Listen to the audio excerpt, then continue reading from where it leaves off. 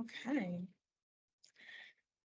Good evening. Welcome to the 36th session of the seminar series of the Post-Socialist Comparative Memory Studies.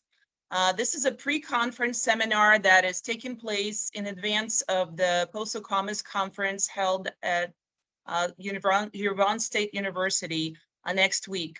Our guest today is Ruzanna Tsaturyan, I'm sorry, Institute of Archaeology and Ethnography at Yerevan State University in Armenia.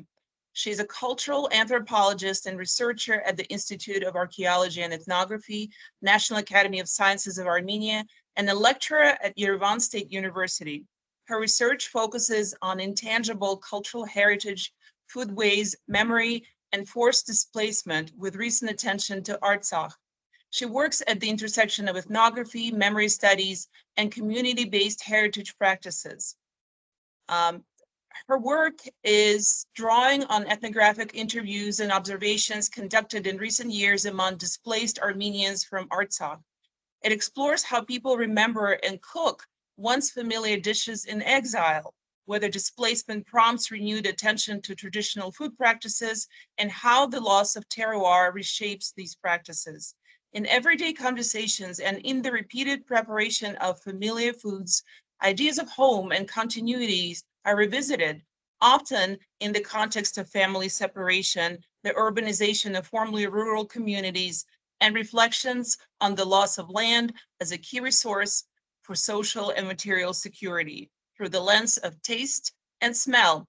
I should add that this is a very novel and fresh perspective on memory. We are more accustomed to studying museums, memorials, and other memory practices. So the focus on taste and smell and terroir and food is a welcome addition to the repertoire of memory studies.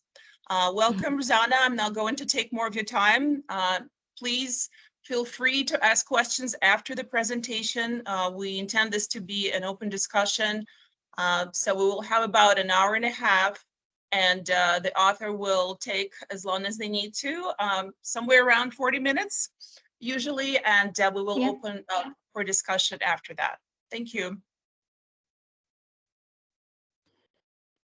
Thank you. Good morning, good afternoon, or good evening, everyone, and welcome. Thank you very much for inviting me, and I'm especially glad that this seminar will be followed by the conference, PoSoCoMeS conference in Yerevan next week, and hope we will meet many of you in person there. For today, I prepared, as already Katya introduced, something that I'm dealing for last years in my professional career. Usually I am doing research around food, and displacement was like that additional topic due to recent developments in Artsakh or Nagorno-Karabakh. Let me share the presentation and we can then continue.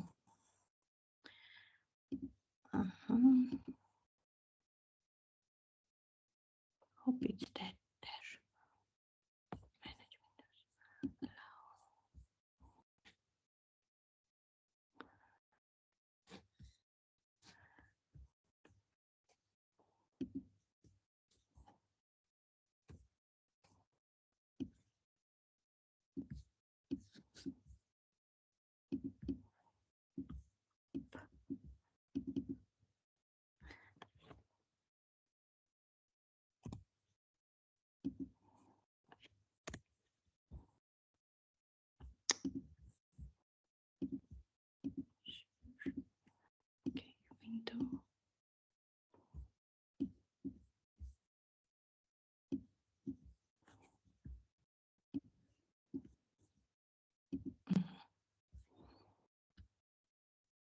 Do you see it now or not yet?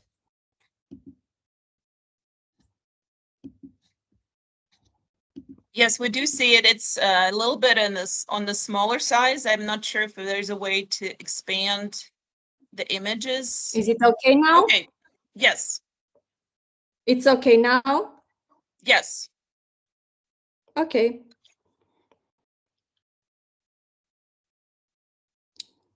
Then I will start. Thank you for your patience. So the topic of my today presentation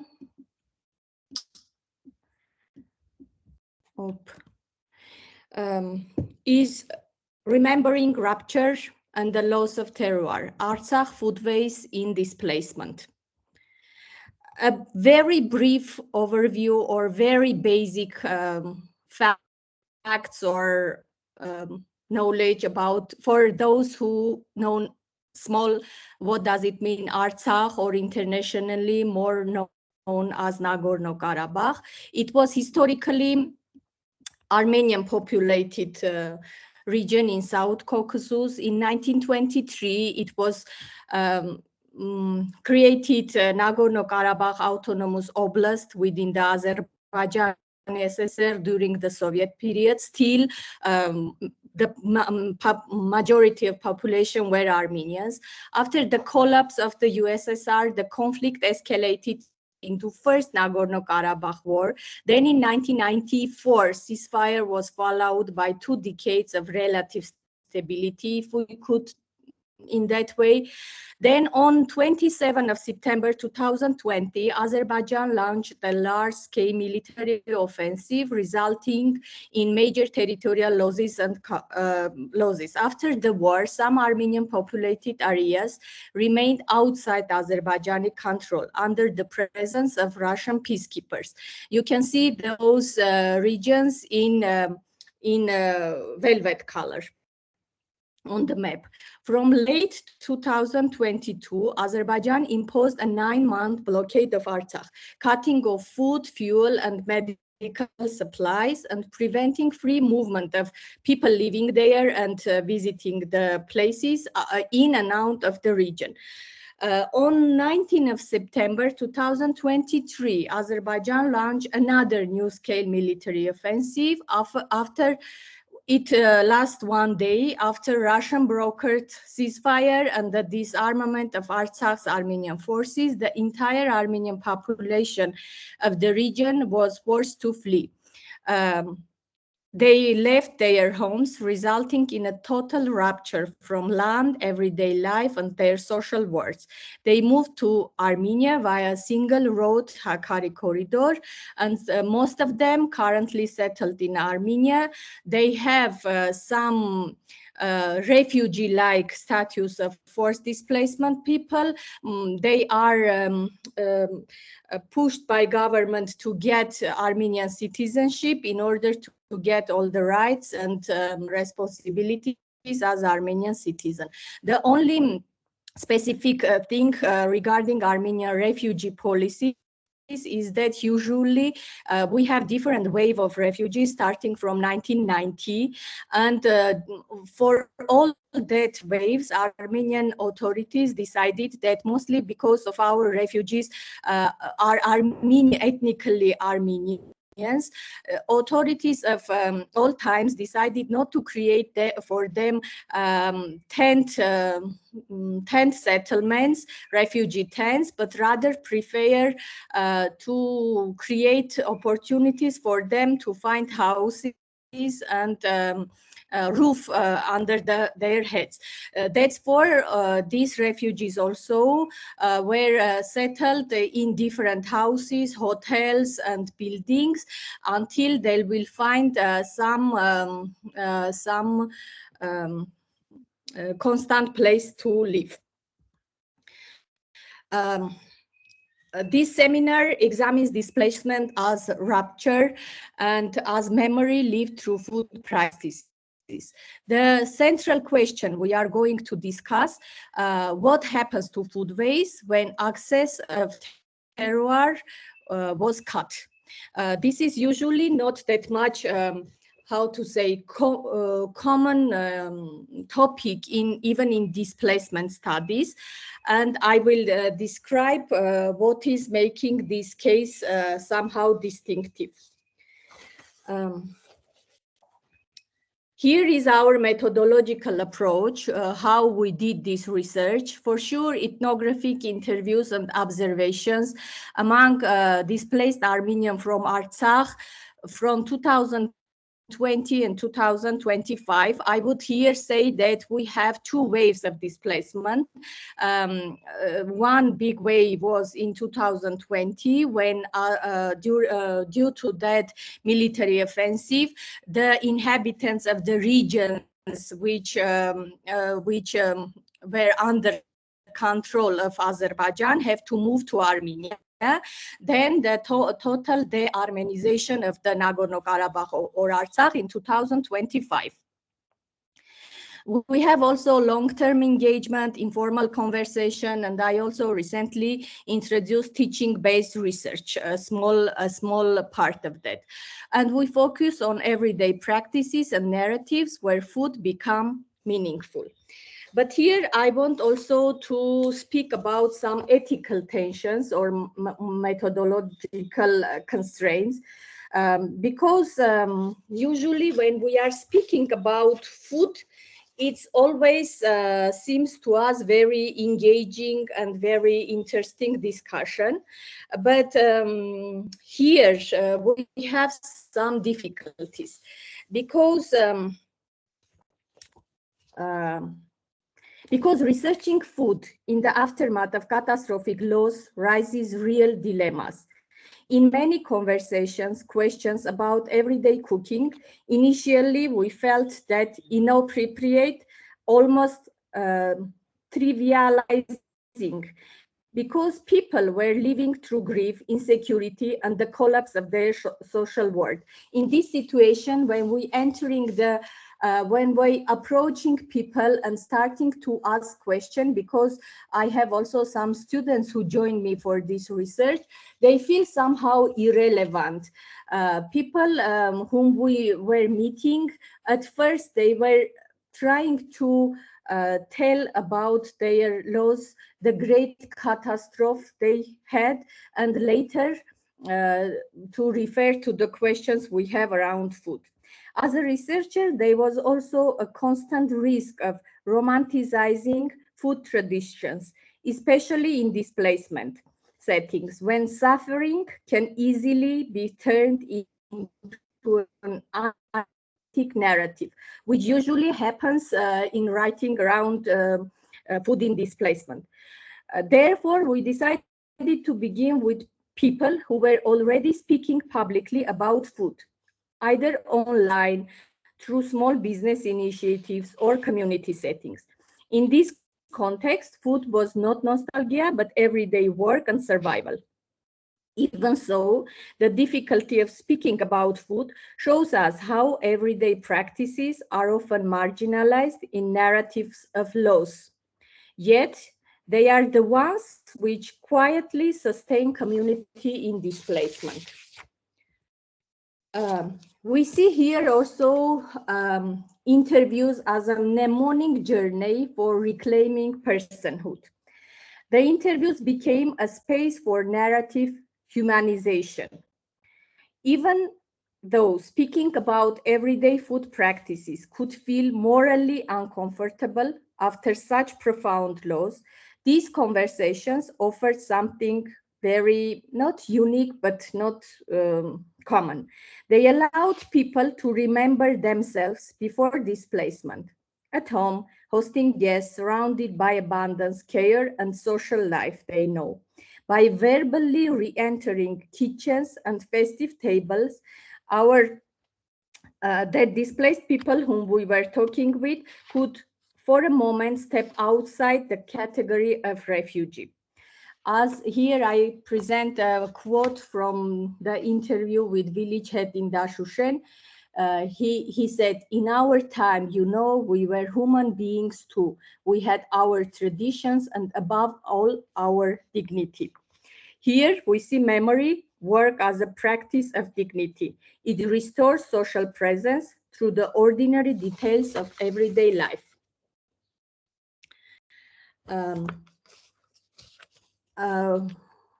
What analytical lens we use in Many displacement contexts, food practices survive through ingredient circulation or gradual rerouting in new or host communities. Artsakh case is different. After 2023 depopulation of the region, access to land, plants, and agricultural ecologies was completely cut. Terroir did not migrate. It just disappeared, if you can imagine.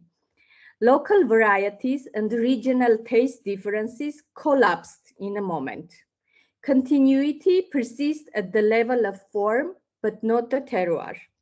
Microtoponyms, plant locations, and seasonal rhythms persist as remember words after displacement, because no one was left there. Knowledge is not erased now, but it becomes disembodied. Memory survives currently linguistically rather than practically.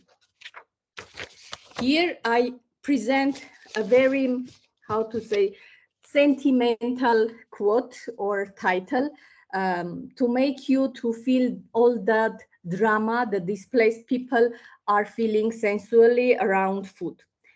Soil, water, and climate were the key elements that in Artsakh Armenian narratives were understood to shape their food.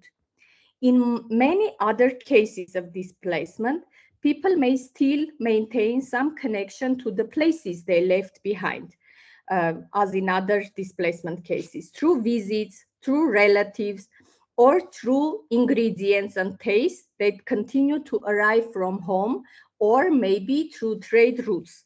Even if they are not there, the homeland's products can still travel and offer a form of a comfort. In the case of Artsakh, however, the current situation is one of the total cut. From Armenian lands now under Azerbaijani control, no taste arrive anymore. No ingredients, no products, no everyday traces of terroir. Only the winds remain. Some people were telling us that they make groups travel to southern Armenia, to Goris, stand on the high mountains and breathe the air that comes from their homes, the only allowed sensual connection with their homelands. We see here terroir as a total system because ingredients were inseparable from soil, water, climate, and landscape. People believe that wood smoke, water taste, humidity, how they feed animals, fertilize the soil, seasonality, and endemism shape quality and flavor of their food. For sure, today I'm not going to speak deeply about Artsakh Foodways in details, but I feel that I need to share some also grounded descriptions, very basic things about what does it mean Artsakh Foodways in order to better understand how it is narrated and remembered. It is mostly bread and wheat are composed the everyday foundation of this food system. The people usually for centuries have a phenomenal landscape knowledge. Foraging traditions were deeply rooted and very sustained. They were gather wild greens, berries, fruit, and mushrooms, nearly 150 edible plants. Terroir was taste was tied to a place. And another big moment here is wine heritage, because Artsakh has long-lasting home winemaking traditions from endemic grape, Khandogni. And we know usually that terroir, the term terroir itself is firstly associated and connected with the vine. Here we cannot overcome the issue of gender and woman issue. In my material, the continuity of foodways is also deeply gendered, as in many cases we can observe in displacement settings. Women often function as gatekeepers of the home, carrying responsibility not only for provision and preparation, but also for the presentation of food. In displacement, this role becomes even more visible. Cooking is not simply domestic routine. It becomes a way of upholding home in unstable conditions, maintaining dignity and protecting family life through everyday order. Here you can see a woman holding this unwrapped pumpkin. Usually is not that much favorite ingredient in Armenia, but in Artsakh they used to have this as a staple food in a special season. And this woman, after this displacement, she went to one agricultural market to another, asking everyone where I can find this green pumpkin, and finally ordered from someone who was so surprised that she needs that kind of unripe pumpkin, and finally brought to her. And in this way, she put additional effort to uphold her home. Artsakh, women from Artsakh never stop their responsibility of cooking. During the harsh blockade conditions, they also trying to uphold and make the cooking comfortable for home. And even before displacement, when displacement even began, Artsakh women carrying foodways into the process as a practice of survival and care. For those who had even a short moment of prepare, because some of them had no even time to prepare and they have to run to live alive. For those who have that short moment to prepare, cooking became emergency logistic. Bread was baked from the last flour left after the blockade. Chickens were boiled, and small provisions were gathered for children, some jam jars or honey, because they know that the road to Armenia could no longer be counted in hours as previously. Under Azerbaijani checkpoints, delays, and uncertainty, the journey could stretch into days. In that context, food was not tradition or nostalgia. It was protection, planning, and continuity in the middle of the rupture. And that responsibility to take care over all that logistic was on women. Here is a quote from one interview. When I came back from my hospital shift, my mother had already prepared everything. She had boiled some chicken, picked a few half-ripe tomatoes from our yard, and packed jars and jam and honey into the car, worried that journey would take long this time and that we would need something to eat along that way. By the way, when I was asking what was the last photos you captured before displacement, most of them would show the picture of their houses and their agricultural plots. Some plants, potatoes, beans, some their storages and the places which usually comfort their souls. Here I divided all the material into different anchors. Why anchors, not roots? Because I see these moments as holding practices, not to be rooted, but rather to stabilize until something certain will be known for their future. Displacement was not only a rupture of place, but the rupture of time also. Families arrived in Armenia in late autumn, in late September. After harvest, preservation and winter stocking cycles has already ended in their houses.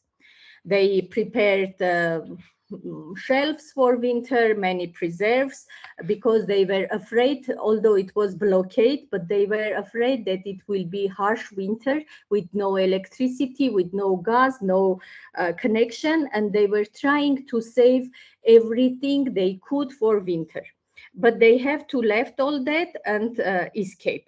This produced, when they come, this produced a liminal condition. Life was in between, with no seasonal risks to rely on, no stored supplies, and no familiarity with local markets. In this uncertainty, food practices became temporal anchors. Cooking and preserving did not simply reproduce tradition. They restored just predictability, allowed planning for the next day and the next season, and offered a sense of control over an otherwise unstable present. Familiar meals, their herbal teas, and routines of feeding functioned as everyday techniques of stabilization, forms of care that reduce anxiety and rebuild minimal food security. Here are different pictures from different times and places where displaced women trying to restart their restoring or preserving practices. Cornelian cherry, lots of jars, and drying different fruits for winter time, which is a very popular thing all over Armenia and also in Artsakh. The next point I want to stress is that seeds serve as botanical anchors. In displacement, memory is not only narrated, it can be carried as living material. In conditions of deep insecurity and even danger, some women manage to bring seeds with them, greens, vegetables, and especially beans, which are central to Artsakh cuisine. I have followed different conversation of elderly women who were saying, you know, when we realized that we have to leave our houses, we collected what seeds we have, put it in a one plastic bag and throw in the car, thinking that if I have to go, let my seeds be with me. These seeds were not simply heritage. They were a strategy of survival and reassurance, a way to regain predictability when markets still were unfamiliar. By planting them in a new soil, they could recreate small zones of continuity, as you see in right central parts of the pictures. These are beans grown from their own seeds and some pepper plants. Continuity also emerged through older migration histories. In some cases, earlier migrants from the same village had planted seeds from Artsakh decades ago and maintained these varieties in Armenia. From, let's say, early 90s or even earlier, when some people moved from Artsakh to Armenia as a remembrance or memory of their childhood, they asked their parents or relatives to send them their seeds. They planted it, and now, after decades, they retransfer those seeds to the new people, newly arrived refugees.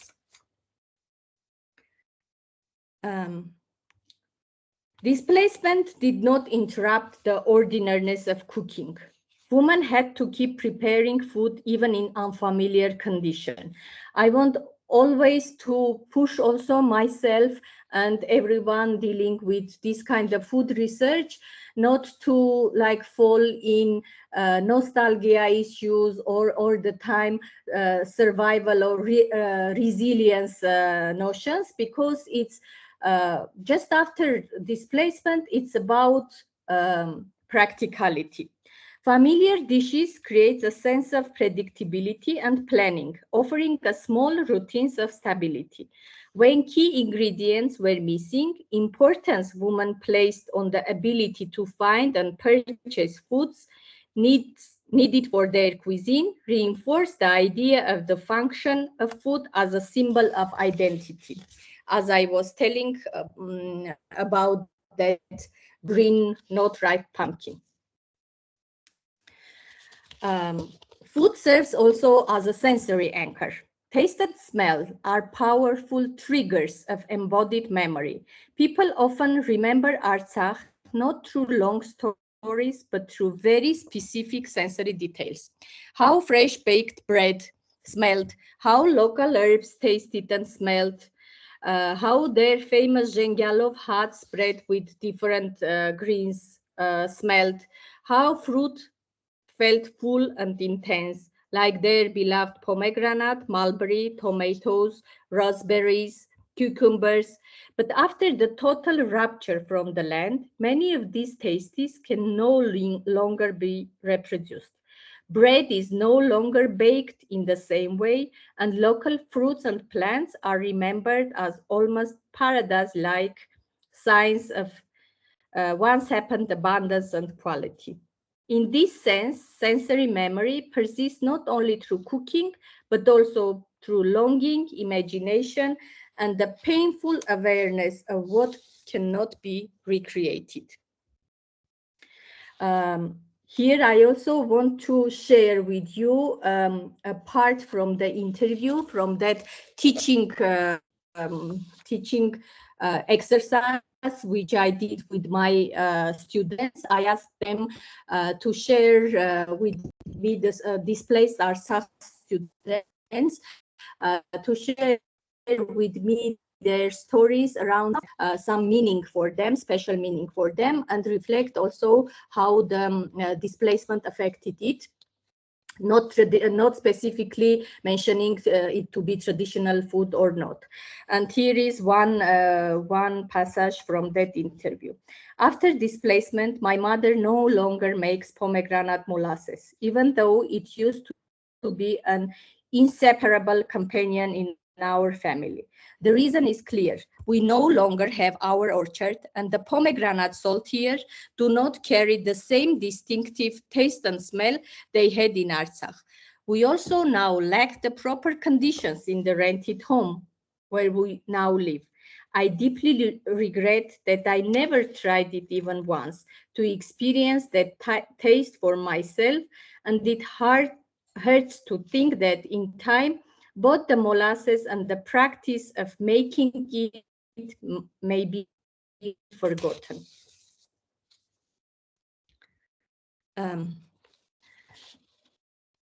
Another point of mnemonic anchors, here I would speak a little bit about the objects.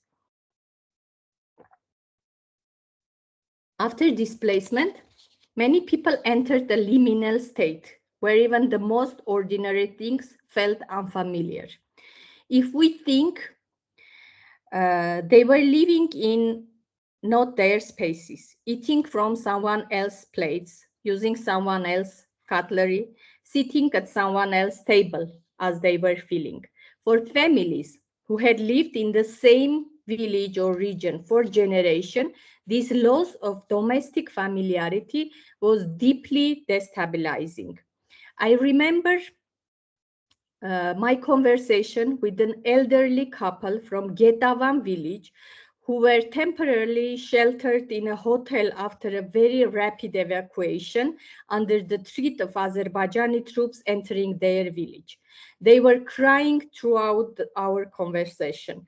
At one point, the woman said happily that their daughter finally was able to find a house for rent nearby.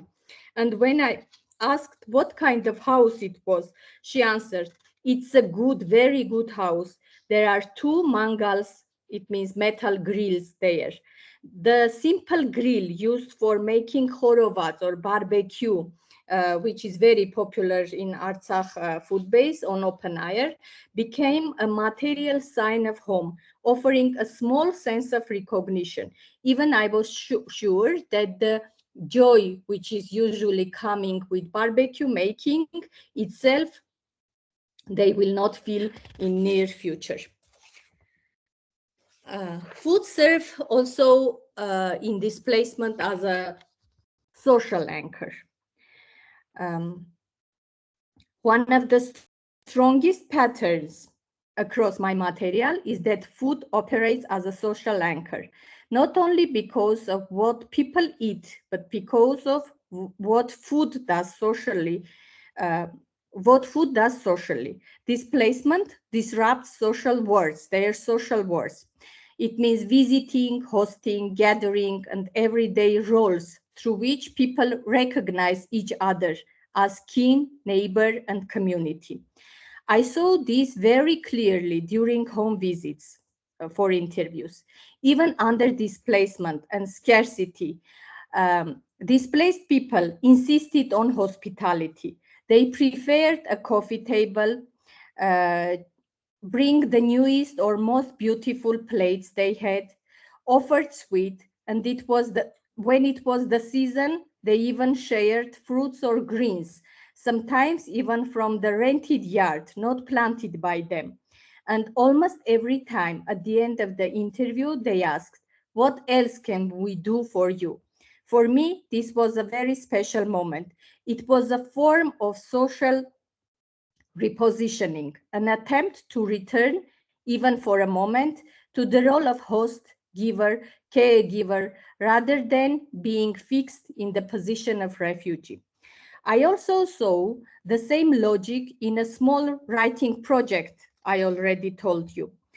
Um, uh, Most of student text emphasizes not ingredients or recipes, but the social life of food, shared tables, gatherings, and form of togetherness that are now disrupted by grief, separation. Food here become a social anchor, a way of holding them socially together and belonging when the continuity itself has been fractured. Here also I presented two quotes from these student exercises. On the right side, you can see also the picture of a very, very nicely looked dish, which I never saw in any setting. And I can read for you these parts from interview. Today, unfortunately, we are not in Artsakh. Our grandfather's house is no longer there, nor is the tonir where we used to prepare this dish. Tonir is underground clay oven, usually typical for Armenia and also for Artsakh. Our large family is now scattered. My uncle lives in Russia while we are in Armenia. Given the situation, I think it is no longer possible to make this dish. We haven't prepared it since arriving here, and I don't think we will again, because it is very difficult for all of us to gather together. In truth, there are many difficulties. I can't say that my life feels incomplete without this dish, or that I cannot imagine our occasions without it. But I can say with certainty that when I remember our large family gathered together, talking loudly, sitting in a joyful table, I picture this dish on the table. This is what comes to my mind.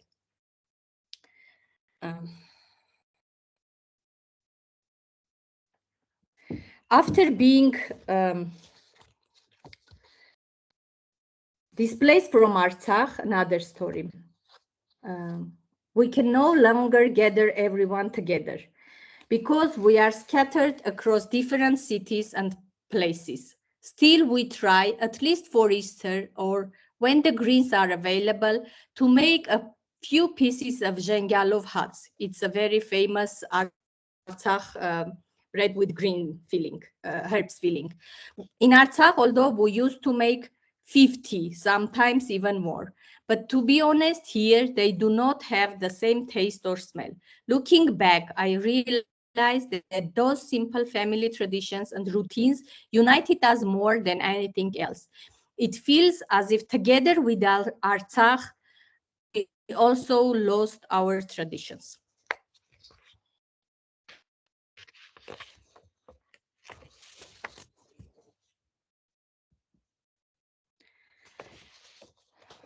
Food is in displacement usually serve as a symbolic anchor also, because some dishes begin to carry a special symbolic weight and had such before it. They are no longer just food, but became identity anchors, such as Jingalov huts. Let me show you the pictures. Kurkut, wheat porridge, pahlava, and many others. These dishes gather people. They create occasions for meeting, sharing, and remembering. At the same time, they also become visible through small business initiatives where Artsakh food enters the public sphere as a product. What is important here is the paradox. As terroir collapses and ingredient change, the dish often changes in taste, form, and scale, but its meaning intensifies. The narratives around it become denser, more emotional, and more explicitly tied to identity and loss.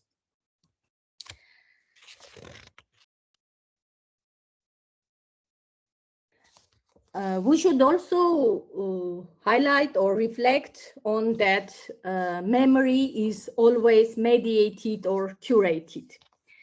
And food today increasingly circulates not only through kitchens, but through public and institutional spaces, such as, for example, this or other these kinds research projects, publications, social media storytelling, or grant-funded program for displaced women or displaced persons.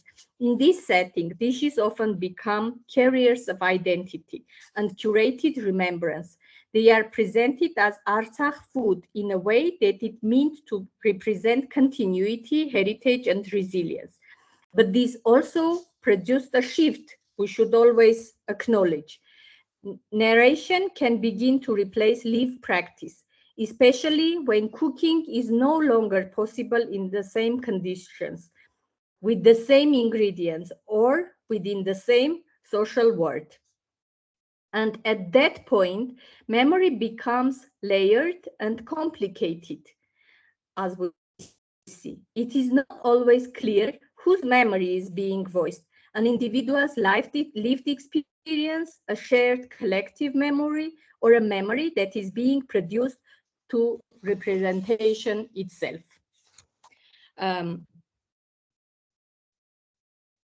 I want to conclude, just to link all the points I speak with the very famous food in Artsakh cuisine and foodways, which I hope many of you would try during the conference lunch. It's Jingalov huts, or bread with greens, some pie with filling from herbs, up to 20 different varieties of herbs. Jingalov huts is one of the key dishes in Artsakh cuisine. It is made with a filling of around, as I already told, 20 different wild and cultivated greens. Although it looks simple, the preparation and efforts for it are very long and need lots of effort. People, usually women, first gather greens. In Artsakh, they usually composing groups and go for that foraging, also taking young girls with them, and it makes them transfer of tradition very sustainable, because this foraging is also ties to the landscape, knowledge around microtoponyms, around climate, around climate change, because they perfectly know which is growing where, which is the better place for that special kind of herb. And now all these things are totally lost. When they gather all these greens, the mountain-like piles of greens had to be cleaned, washed, sorted, and the next day only chopped, seasoned with oil, some salt, pepper, and some sour herb or spice. when they wrapped in this dough round, here are the pictures, and fry it on hot stuff without oil on both sides. It was traditionally eaten hot in a joyful mood, often with local red wine and shared with neighbors. In 2020, displacement affected this signature dish in multiple ways. Residents of Hadrut, Shushi, and other settlements that came under Azerbaijani military control were displaced to Armenia, settling in hotels and rented homes. By and for them, new initiatives formed around Zhingalov huts to support them, which sharply increased the visibility and demand for the Zhingalov huts. Until the full depopulation of Artsakh in 2023, greens for Zhingalov huts were still being brought from those parts of Artsakh that remained under Armenian control, making longing and loss a bit more smooth, not only for this dish, but also for many kitchen ingredients more broadly, because still they have that access to their soil and ground, as they were telling. I remember even when I was conducting a project, Healing Kitchen, for displaced women in 2021 in Tavush region, we were looking very specific ingredient in Artsakh cuisine. It's pitted cornelian, dry cornelian chair, which is not famous in Armenia, and we ordered and brought it from Artsakh and used it. After 2023, when the connection to Artsakh soil was cut completely, the composition of Zhingalov huts changed as well. Many of the greens could not be found in Armenia now, and the dish became more standardized, losing the micro-regional diversity of Artsakh, because every region has its own set or bouquet of greens used for these Zhingalov huts. Over time, knowledge of landscape, microtoponyms also begins to fade, remaining as only words of memory rather than living practice. At the same time, interestingly, Armenia's markets have actively responded to the demand by selling bundles of greens specifically for Zhingalov huts, something that was far less visible before the displacement. This Zhingalov huts, Zhingalov bread case is very well from my position, connecting and showing all the anchors I have discussed earlier during this seminar. And as this is a main research interest for me, I can speak about these food-related issues forever, but I realized that in order not to torture you, I need to stop at somewhere and make some conclusion. Then we can discuss together other perspective as well. To conclude, I would to state that total rupture of terroir here transforms food from ecological practice into post-terroir memory practices. Material complexity decreases while symbolic density increases. Food becomes a key medium through which displacement is lived and narrated. Artsakh displacement shows that when terroir is totally ruptured, memory persists through mnemonic anchors rather than ecological continuity.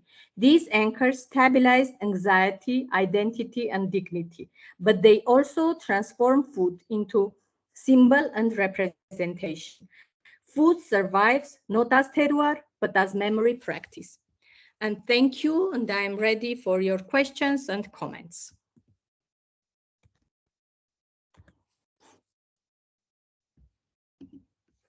Thank you so much, Ruzanna. If anyone has a question. I was not following the time. Hope it's not too much. Well, we're flexible. Okay. There's no hard stop. So if the discussion proves to be very robust, we can go over the usual time limit. So it's if you would like to ask a question, please raise your hand, and we will welcome you.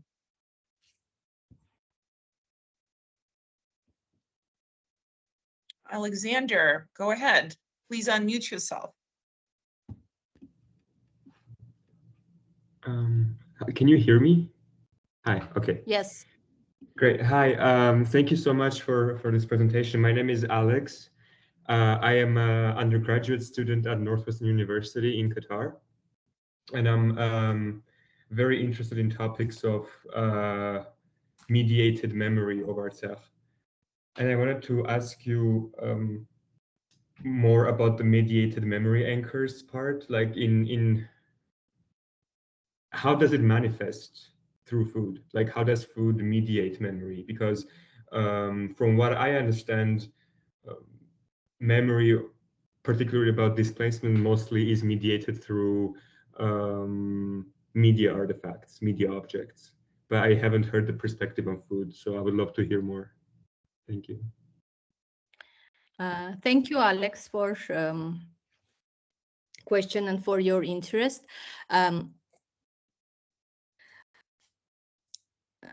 Let's say, for example, there are set of food or dishes that currently are recognizable and very widely recognizable as Artsakh food. Those could be standardized versions of staple Artsakh foodways like pahlava, like zhengalov hats, like kurkut wheat porridge, like different wheat-based sweets. Usually, they have another social or cultural or practical dimensions in everyday life of people.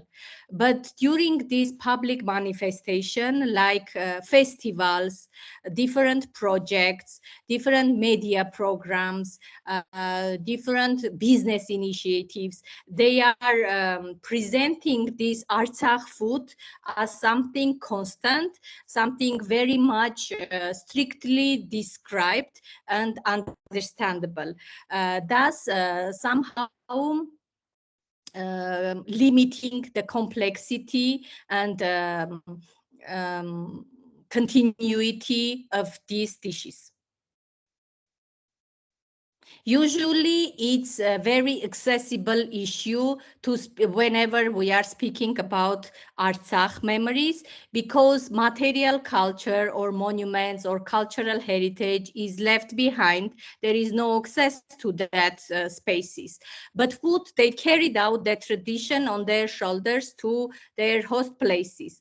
And those manifestation of identity with them, and usually those are mostly connected with women, who usually are main mediators with media, with public spheres, and with different conversations, because men usually they would escape this kind of publicity and sharing their emotional stories.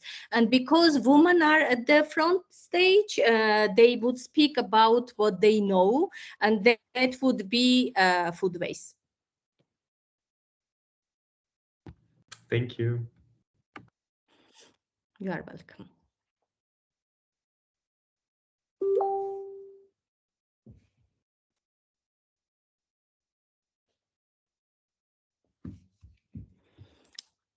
Well, I would like to, first of all,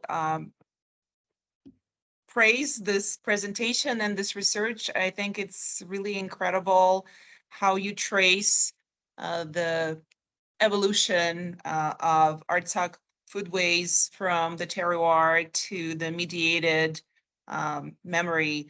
I think it's really a great way to think about kind of the continuity maybe, or continuum between what Pierre Nora would posit as two opposite kind of things, right? Because he talks about milieu de mémoire, mostly ritualistic ways of memory that may not be even like realized as memory, right? It's a kind of daily or cyclical kind of performances of identity. And then lieu de mémoire, which he can, he says that they're kind of remnants. They're like the shells left on the beach when the ocean recedes. And so I think your research complicates this dichotomy and shows how while certain elements may lose their groundedness in the terroir, they still, on the one hand, they lose their specific taste, right? So people who remember them from the terroir may not be okay with how things taste now, but their children who may not know the original terroir will know the more symbolic function of the food. And so I think that's a really great way to connect the milieu and lieu, and also see this as a kind of continuing living traveling memory.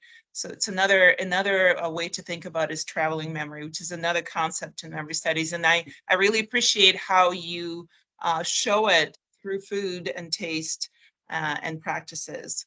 So that's a wonderful study. Thank you, Katya. Thank you, and I hope for you, let's say for the one who is not that much connected to the issue or to the territory, it became now a more familiar. My aim is to tell about displacement as much as it is possible from a different angles. Usually we perceive it as a standard way of drama, which we can think about. But when you are digging deeper, you realize that it's a very complex trauma. And usually these ordinary things like food, they perceived as naive space for research. And we feel that everything it's obvious there. And the food, they lost it. Okay, they will cook something else, but more serious things are worth to research on. My aim was to show that these seemingly naive things collect and hold a very specific and deeper layers of identity, continuity, memory, and the way they can live and sustain in host places. And ignoring all that details would rather limit our understanding and our mutual communication and mutual understanding of displaced person and their welcoming. Thank you. Yeah, thank you for this.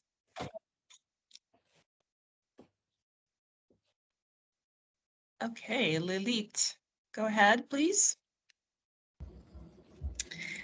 Hi. First of all, thank you so much. This is fascinating research, and there are so many layers. It seemed like, we're going through this. Your research itself is this big dish, and we have to go through all of the many ingredients to fully indulge into the beauty and the smell. So thank you. I couldn't help but keep thinking about the parallels between food and language in a way. When you talked about, for example, how people think they can't gather together in large groups anymore the same way they could because they're now displaced in so many different parts of Armenia. Same way we keep talking about language. Obviously, if the community maintained together, maintaining language could also be so much easier.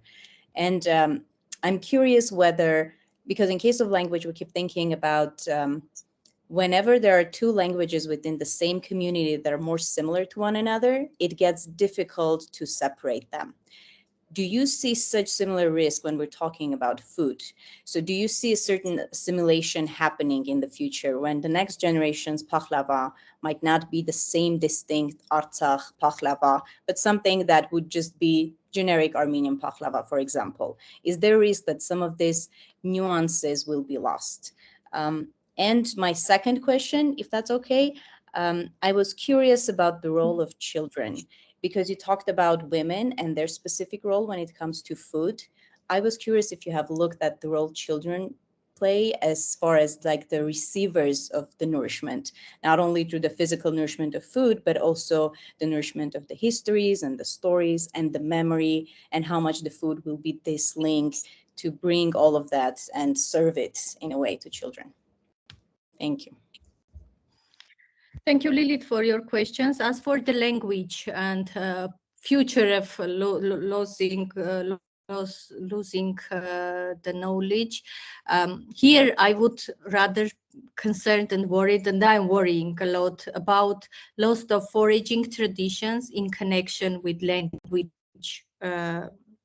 Language lost, because foraging, well, they have through foraging they have created a deep connection with their landscape. They have specific terms to describe specific herbs, specific plants, which were even different from region to region, from village to village. It was a pure botanical torture when I was trying to identify what is the Latin name for that specific plant. In Armenia, usually when we are dealing with this issue around foraging, we would wait or hold on and go to see it when it's growing, like in a green state rather than dried. But here we have no opportunity to identify the terms they are describing. And from generation to generation, it will be lost. And the language and terminology and everything connected with that foraging tradition, microtoponyms, names of the herbs, names of the tools needed for the collection, some terms they would describe the details of foraging will finally lead to loss of language. And for sure, when foodways are cut from their terroir, from the environment it used to evolve in, there is a huge risk of standardization, always. And we would see also the commercialization and commodification of food. And those are another risks. Here, cultural policy on intangible cultural heritage could be helpful, but still there are a little efforts toward this issue from policy level. Because I was trying, it's already third year, I am trying to put to the end to inscribe the nomination, to put the nomination on Zhengyalov Huts as endangered intangible cultural heritage on the national list of Armenia, to keep its variety, to keep the knowledge, to do another project to keep it sustainable, not as product or commodified, commercialized bread, but still know that much. I have no that much success. These are the concerns. And about children, thank you for that point. Still, I am not that much comfortable with when I am doing this research in with these displaced families, where the trauma is so high, and I feel really still not that much comfortable about asking different details or questions around trivial or ordinary things in the face of their expectation that I would rather be interested in big problems. And therefore that issue with children, I just can somehow observe for now, but later you give me a good idea maybe to follow on this when the things would be much comfortable in coming years, who knows. But I just remember yesterday was anniversary of Baku pogroms, Baku Armenian pogroms in 1990, and I was digging in my previous interviews with Baku refugees from Baku, and I just remembered the sentence, daughter of law from a woman from Maraga village who were a terrible massacre of Armenians. She told me, you know, I am from Yerevan. I have never been in Maraga, but I am daughter-in-law in this family for 30 years, and I feel that I know Maraga in every detail. I even can name all the neighbors and families in Maraga who lived nearby my mother-in-law's house. In Artsakh families, they are very much concerned in transmission of history and traditions in this situation of displacement, because they realize if they not them, no one will care about that. And I hope that they also think this about around children and transmitting all they know about their history, their traditions, and their landscapes to their children. Sorry for being too long.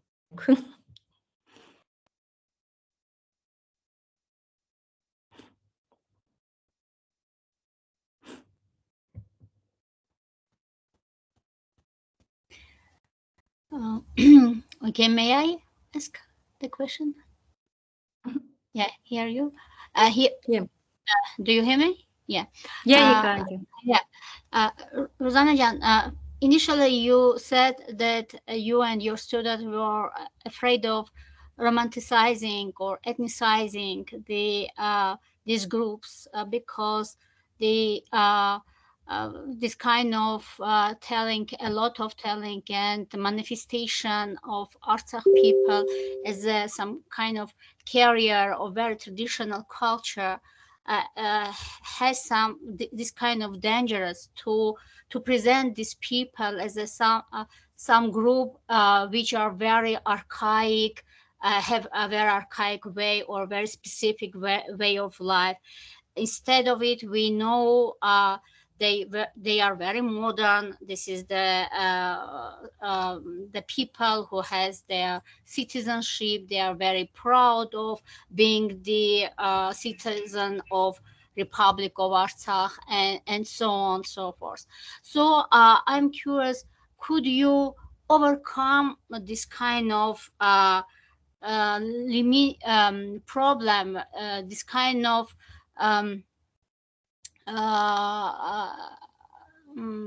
limited, let's say, to present these people as a people who has mainly the traditional way of life, the traditional cuisine also, because this kind of dishes are became some kind of symbol of their identity, of course, but they are true traditional things. Very goes some kind of maybe even 90, maybe 18 centuries, you know better. So could you overcome this kind of presentation people as only people who has only traditional culture, but also at the same time they are very modern? What about the modern kind of cuisine or modernization of cuisine they had in the period of 20 or even 21st, maybe during the last 30 years in Artsakh? Do you have some kind of new forms of local dishes or cuisine which are also very important for them, and they have some kind of memory about it? For example, about their wine production or something like that, which they had quite recently and very very successful in Artsakh, and left there a huge huge minor, yeah. So what do you think about it? Narrow binary left. Yes, thank you, Gane. I'm always afraid to romanticizing food. Rather, food, not the people, but food. But you are right that that concern is also there. I'm afraid to romanticize food because usually it's easy to tell stories.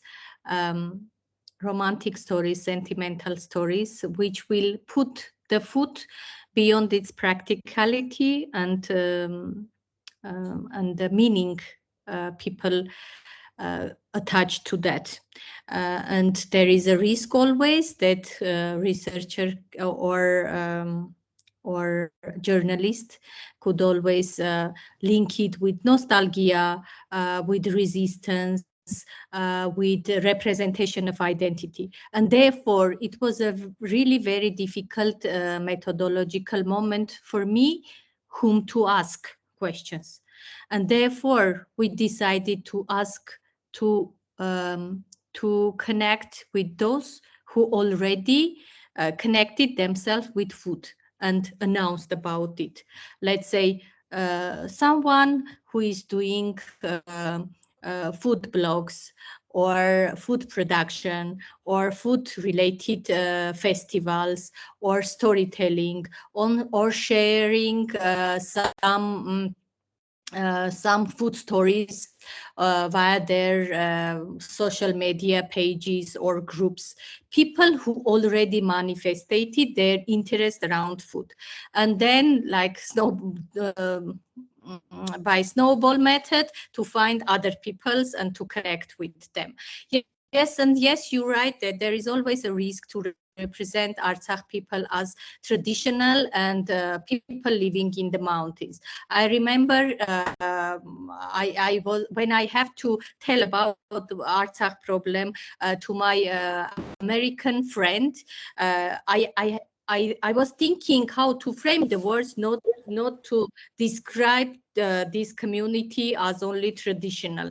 And I say, they have the same schools as we have. They have receiving the same vaccination as me and you are receiving. And they have the same health system and the same law system, judicial system, and every state authority hierarchies as an average state would have.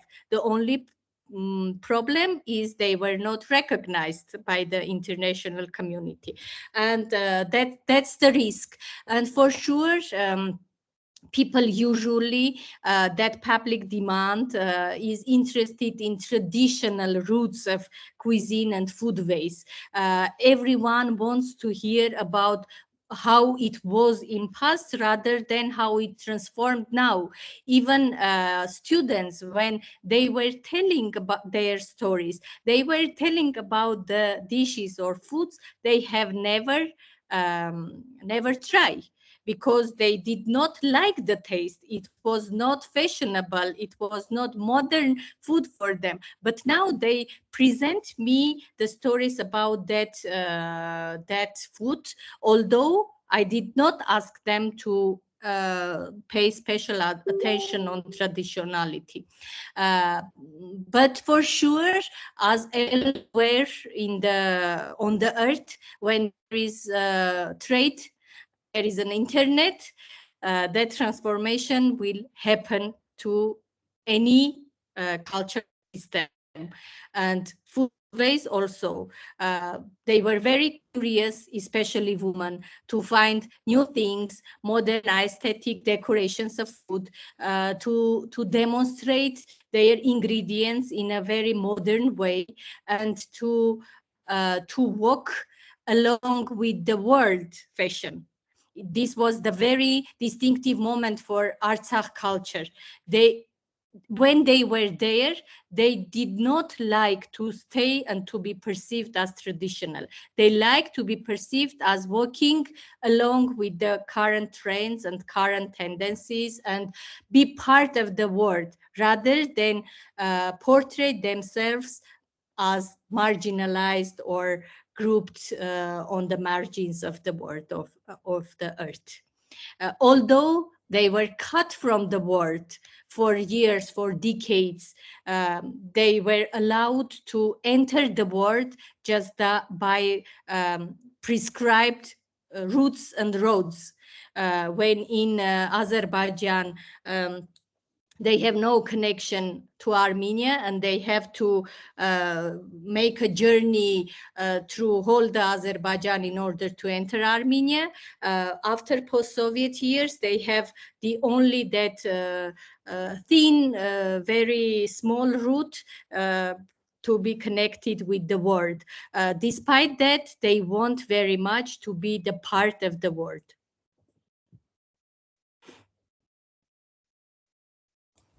Oh, thank you, Ruzanna. It's quite understandable, and thank you for this answer. And I just wanted to add that our conference participants also will have a chance to enjoy Artsakh food during the conference.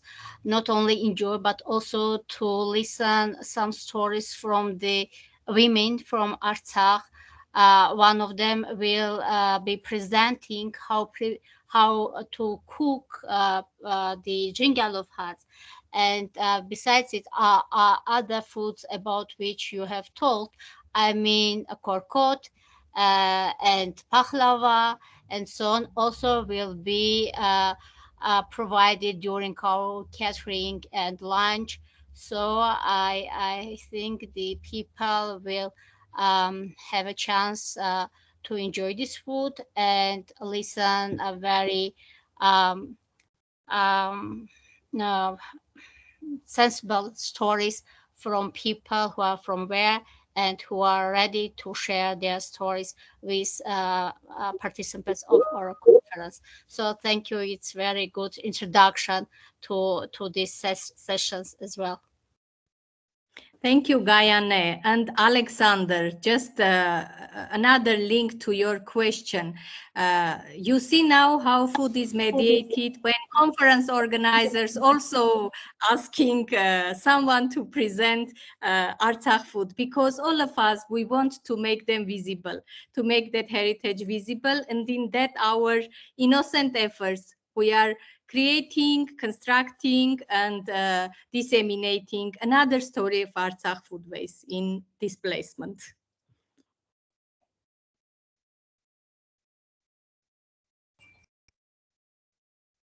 I have a quick question. Are the ingredients for these foods available in the open? Are they well kept secret? So is there a way for us to maybe not using the terroir specific ingredients, but something we can get at the supermarket to try to, I don't know, fake Artsakh foods? Is it something that you mentioned, like, possibility of commodification and all that, and bundles of herbs being sold now in supermarkets? So are these recipes widely available? Is it something that is still kind of kept in more or less close secret? There is no portion for secret, although I feel that some producers or people in business with food would try to keep something they are doing in secret. But usually people feel very happy when someone is getting interested and they are willingly sharing everything they know. But the thing is that all displacement change even the ways of preparation, but for the producers or person who are doing business with food, they would tell that they are using the same ingredients, the same way of cooking, in order not to downgrade the value of the product. But they would also add that this is not the taste is totally not the same as you will have in Artsakh, because of terroir is not here. And I also have a small publication. We conducted a project, Healing Kitchen, from the first wave displaced women in Tavush region. We arrange kitchen, rent a kitchen, and invite a women to cook together and to share their stories. And based on that, I publish online just some recipes, also in English. The quantities, the way of preparation, I can later share with you. But while in Armenia, if you will come, feel free to ask everyone. And the ingredients, herbs, wheat, grains, are sold, you can find, but not in supermarkets, but in agricultural markets. When you need to go there, ask, for example, who is selling the wheat for Korkut, and they will point to a specific woman who will take out from somewhere, from her packages, a special kind of wheat and say, this is a Korkut wheat, although not from Artsakh, but very similar to the quality they had there. Thank you. Well, we have a couple of minutes for perhaps one more question. Comments?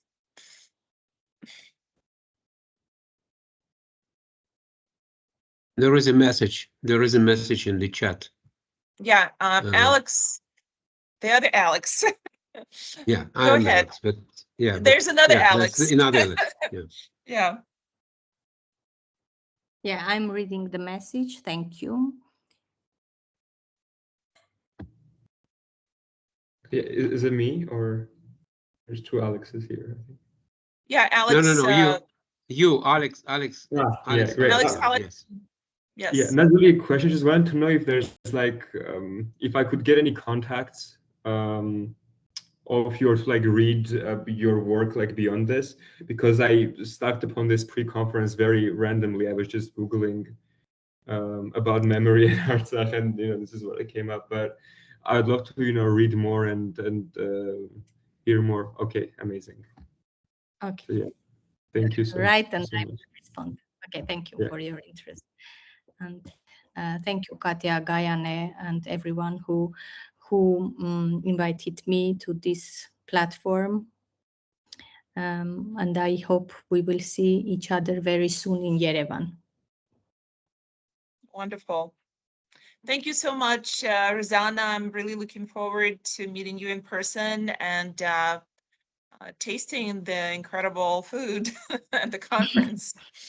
And perhaps in Yerevan, I hear that there is a restaurant now that is founded by an Artsakh refugee. Yeah, that would be wonderful. Thank you so much. And we will have this video of this gathering available soon, I hope. We did a recording of the meeting, so we should have that, and with some luck. All right. Thank you all. Take care. Be well. Happy New Year. Thank you. Thank you. Thank you. Thank you.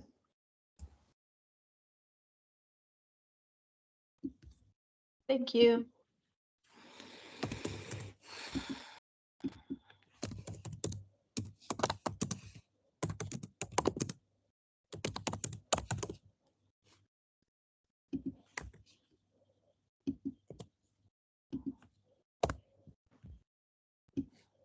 Are we still recording, Alina?